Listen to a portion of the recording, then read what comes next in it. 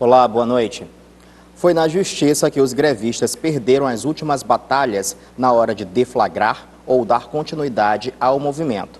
E assim, contestado ou não, estão terminando e continuando paralisações por São Luís.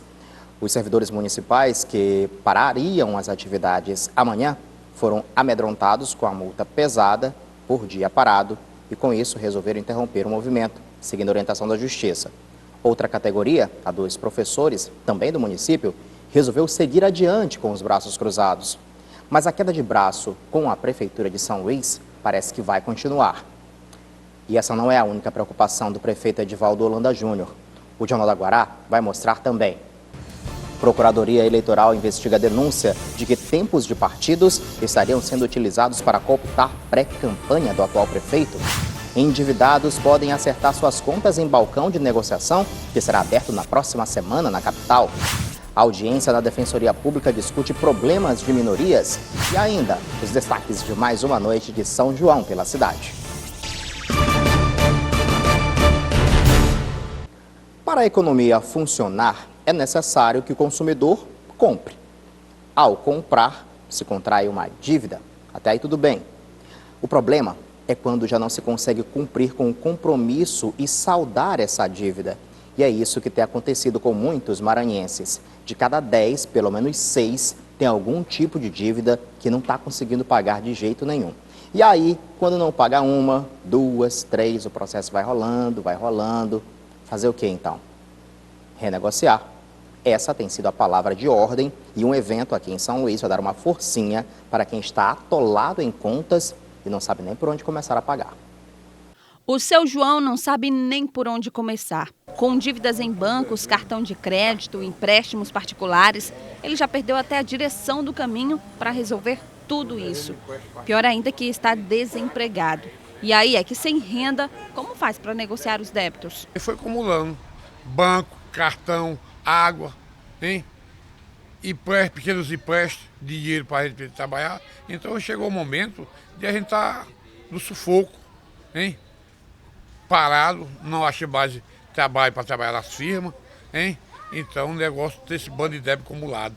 E ele não está sozinho. Diariamente, centenas de consumidores entram para a lista dos inadimplentes. De acordo com o último levantamento do SPC Brasil e Confederação Nacional de Dirigentes Lojistas, o contingente de inadimplentes agora envolve 59,2 milhões em todo o país. Significa dizer que de cada 10 adultos, 4 estão com seus nomes nas listas de inadimplentes e que 39,9% da população com idade entre 18 e 95 anos está com suas prestações em atraso e com o CPF sujo. No Maranhão, segundo dados levantados pelo Sebrae, 65,2% das 299.703 famílias maranhenses têm dívidas. Além disso, a pesquisa apontou que 29,9% estão com contas em atraso e 11,5% declararam que não têm condições de pagar suas dívidas. Mas o que fazer para sair desse emaranhado todo? Será que existe saída? Quem já está por aqui de dívida até acredita que não. Mas segundo os especialistas, sim, é possível. A primeira dica: não fazer novas dívidas, economizar o máximo que puder e tirar tudo o que for supérfluo da lista de consumo, alerta o diretor do SPC. Preocupa um pouco para o banco de dados a questão de pessoas com dívidas em atraso, que esse aí está bem próximo dos níveis de Maranhão e nós estamos aí a nível de Nordeste, que é 4,39. E esse pessoal, pelos fatores macroeconômicos que estão postos aí, tendo essa corrosão do seu poder aquisitivo, e logicamente a taxa de juros bastante elevada, que proíbe o crédito, fica proibitiva para a concessão de crédito e afetando diretamente o varejo, eles serão inclusos no momento adequado no banco de dados e vai com certeza aumentar essa inadimplência. A outra dica é renegociar.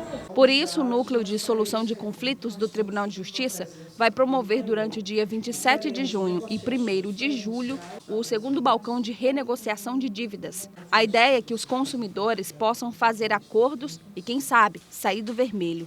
Ano passado, o evento atendeu mais de 4.000 pessoas em São Luís e o resultado foi de 30,5% de abatimento das dívidas.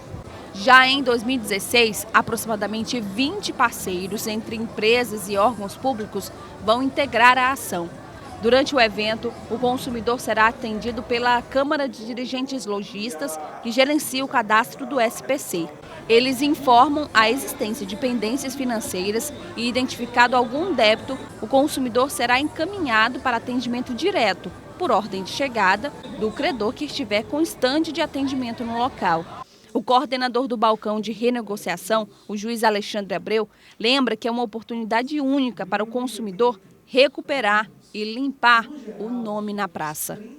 Nós vamos ter banco negociando débitos de cartão de crédito, questões imobiliárias, financeiras, até mesmo lojas que trabalham com vendas de veículo, construtoras. Então, essa variedade de serviços é resultado exatamente da confiança desse evento. As empresas se associaram com a certeza de que é um momento até mesmo para aquecer o mercado. Ampliar o debate sobre métodos alternativos de solução de conflitos e disseminar essas informações sobre esse assunto. Com esse objetivo, a Câmara de Conciliação, Mediação e Arbitragem Empresarial do Maranhão promove o primeiro seminário de mediação e arbitragem aqui do estado. O evento vai acontecer amanhã no auditório da Associação Comercial do Maranhão, de 9 da manhã até as 6 da tarde. E esse encontro reúne especialistas nesse campo que vão traçar um panorama das principais experiências em curso no país. Participa do evento a ministra do STJ e Corregedora Nacional de Justiça do CNJ, Nancy Andrighi. O evento acontece na Associação Comercial do Maranhão.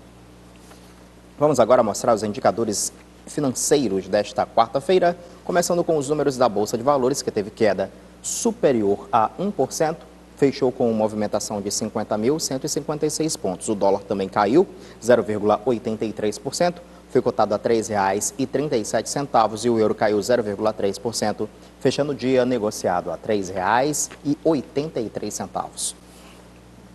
Uma audiência pública selou o acordo entre o Ministério Público, o Governo do Estado e a Assembleia Legislativa. Este acordo foi firmado na Vara de Interesses Difusos e Coletivos no final da tarde de hoje.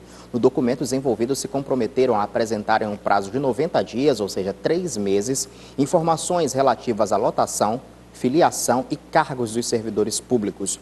O Poder Legislativo Estadual e o Estado do Maranhão devem apresentar ainda, no intervalo de 30 dias, um cronograma para a implantação do Portal da Transparência nos moldes do que foi adotado pela Câmara dos Deputados em Brasília.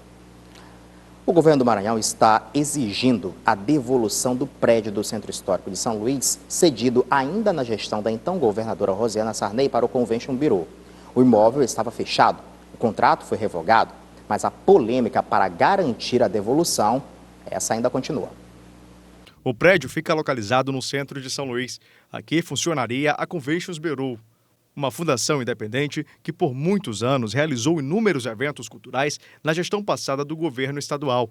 Dentre elas, os shows de aniversário de 400 anos de São Luís em 2012.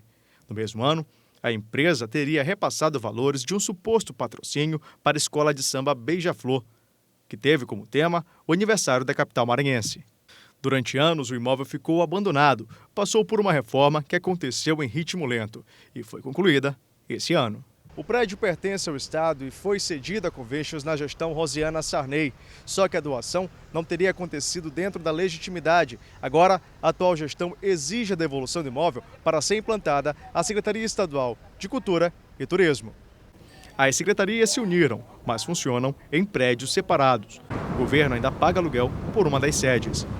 O termo de revogação do contrato foi publicado no caderno Terceiros do Diário Oficial da União no dia 7 de junho deste ano. O pedido de devolução do imóvel também foi enviado ao Nan Souza, que respondia pelo Conventions Bureau quando o lugar foi reformado. O documento informa que o empresário tem 10 dias para devolver as chaves do prédio para a gestão estadual. Segundo a Secretaria de Transparência, um contrato foi firmado pelo Estado e a Conventions Bureau, onde o prédio deveria ser gerido pelo órgão. Só que, na prática, as regras do contrato não foram cumpridas.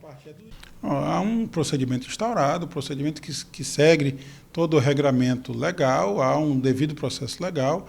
Todo esse processo será obedecido, será outorgada à Fundação São Luís o direito de se manifestar no processo e somente após essa manifestação será tomada uma decisão definitiva e aí sim fixado um prazo para que a Fundação devolva esse bem público ao patrimônio do Estado. A Conventions Bureau organizou muitos eventos. Em alguns, os investimentos foram milionários. E possíveis contratos teriam sido firmados com a gestão passada do governo. Para a Beija-Flor, foram investidos 4 milhões do Maranhão. E a escola terminou em 4º lugar. Segundo a Secretaria de Transparência, o prédio teria sido reformado com dinheiro de emendas parlamentares, mas também com verbas do governo. 6 anos depois a obra finalmente é concluída, mas é concluída com recursos estaduais e federais e a obra toda ela é executada pelo Estado. Então houve o descumprimento de uma obrigação prevista expressamente no termo de permissão de uso e é exatamente em razão disso que o Estado agora instaurou um procedimento para retomar esse bem público para a administração pública. A nossa produção fez contato com a presidência da Fundação São Luís Convention Bureau e fomos informados que o responsável seria o ex-presidente da instituição, Nan Souza. Também tentamos contato com ele e não obtivemos nenhuma resposta em posição aos fatos apresentados nesta reportagem. Uma audiência aconteceu hoje na Defensoria Pública de São Luís e trouxe luz a um assunto muito interessante: direito das minorias. Conflitos familiares, desemprego ou até mesmo fracasso escolar são algumas das causas que acabam levando as pessoas a morarem na rua. Expostas, muitas começam a ter contato com as drogas. Segundo o Ministério do Desenvolvimento Social, o último censo somou 32 mil brasileiros em situação de rua. Em São Luís, muitas dessas pessoas recebem assistência em casas de recuperação, como esse instituto. Por meio de palestras motivacionais, atividades lúdicas e, principalmente, a fé, eles são incentivados e conduzidos à recuperação.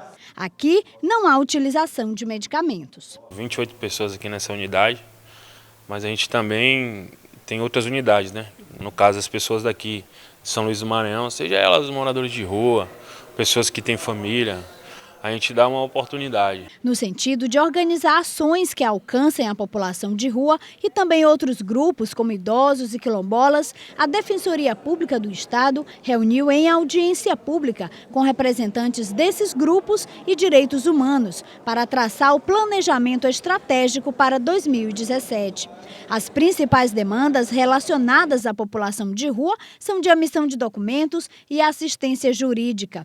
A defensora detalha como a sociedade pode participar mais, lutando ainda contra o preconceito que existe. Sim, a gente vive uma sociedade, a gente tem que ter a percepção que política pública não é só o Estado que faz, Estado como ente, né? Estado, município, União. Enfim, a sociedade toda tem que estar envolvida em resolver problemas que afetam todos nós.